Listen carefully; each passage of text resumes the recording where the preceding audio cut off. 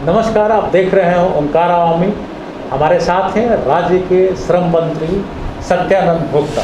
सत्यानंद भोक्ता जी, आपका ओंकार आवामी में बहुत बहुत स्वागत है।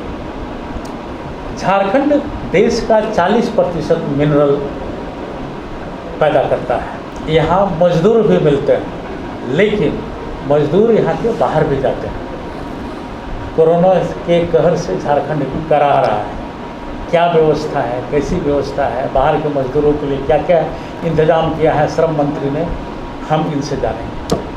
मंत्री जी, अपने झारखंड के बहुत सारे मजदूर बाहर में, विपक्ष कह रहे हैं कि उनका कोई इंतजाम नहीं हो पाया है, और आप लोग लगातार दावा कर रहे हैं कि सारे इंतजाम हो रहे हैं। देखिए, आज तक का जो आंकड़ा है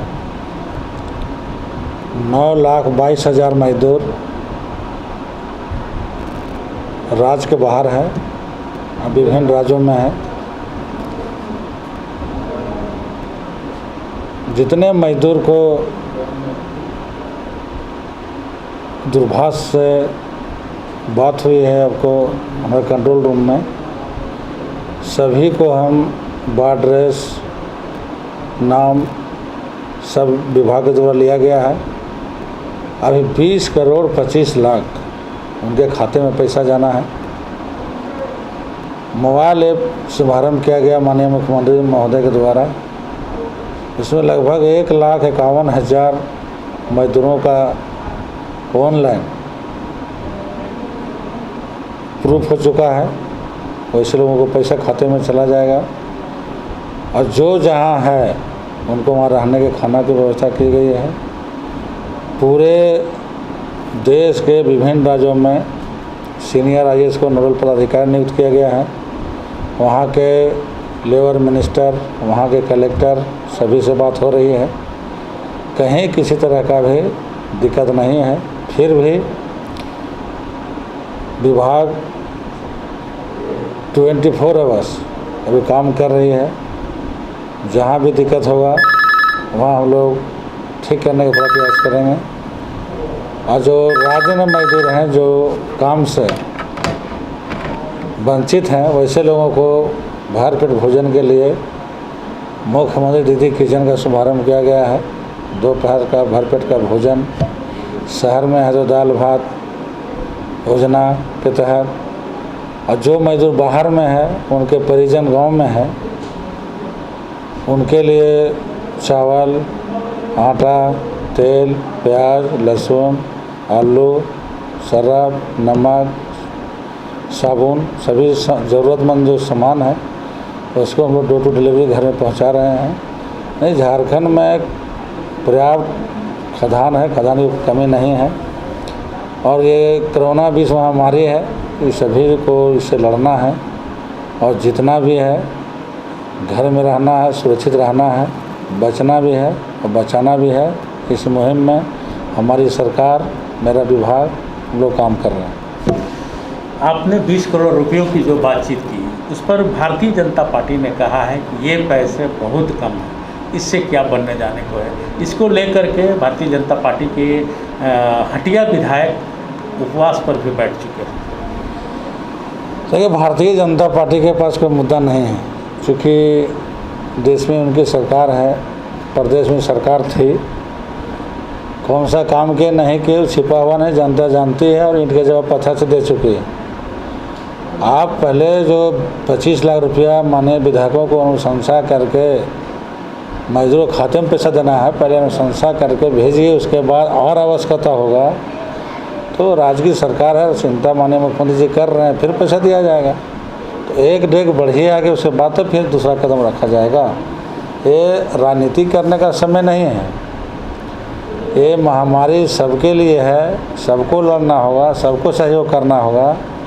राजनीतिक जगह पर राजनीतिक होगा, लेकिन अभी जो है से कोई राजनीतिक नहीं, कोई दल नहीं, कोई जात पात नहीं, सब एकजुट होकर लड़ाई को लड़ना है और जंग को जीतना है। ये लॉकडाउन समाप्ति के बाद लाखों में मजदूरों के आने की संभावना है, जिससे यहाँ की अर्थव्यवस्था से लेकर के स्वास्थ्य व्यवस्था भी गड़बड़ाने का चांस दिखाई दे रहा है। उसके लिए सरकार कितनी तटस्थ है। लॉकडाउन ख़त्म होने के बाद 9,22,000 में लगभग 4 लाख मजदूर वापस झारखंड आएगा। और 4 लाख को रखने के संभालने के लिए सरकार तैयारी कर रही है। सभी को हम लोग स्टेडियम के मैदान में, खेल मैदान में, थाना मैदान में, ब्लॉक मैदान में, स्कूल मैदान में हम लोग रखेंगे। उसको 14 दिन के बाद ही उसको घर हम लोग जाने देंगे। उनको रहने का, खाने का, नहाने का, साबुन, सोडा सारा व्यवस्था सरकार करेगी। कहीं से कोई दिक्कत नहीं होगा। सरकार संवेदनशील और गंभीर है, चिंतित है। मंत्री जी, खुद आप के बारे में बताया जाता है संघर्ष की उपज आप हैं। लेबर विभाग आपको मिला, लेबर विभाग के आप मंत्री हैं। पलायन को रोकने की कोई योजना है क्या सरकार के पास? देखिए, पलायन रोकने के लिए हमारे पास और सरकार के पास बहुत सारे योजना है, लेकिन अभी हम लोगों को काम करने का समय नहीं मिला है। क्योंकि चुनाव हुआ, फिर इधर विधानसभा हुआ 1 महीना, फिर इधर बीमारी, कोरोना महामारी से हम लोग लड़ रहे हैं। यहाँ झारखंड जो है खनिज संपदा राज्य है, औद्योगिक नगरी है। 40%